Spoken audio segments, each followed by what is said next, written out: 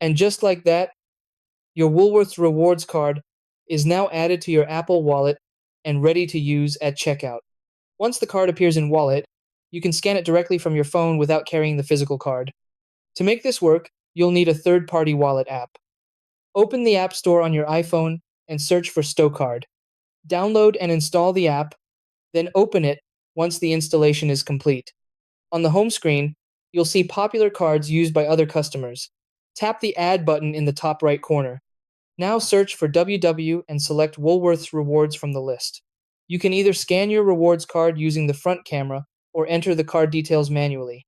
After adding the details, tap Save. Once saved, the card will be automatically added and synced, and you'll be able to access it directly from Apple Wallet. Hello guys, welcome back to the channel. In this video, we showed you how to add your Woolworths rewards card to Apple Wallet using a simple workaround. If this video helped you, don't forget to subscribe for more easy iPhone tips. Thanks for watching.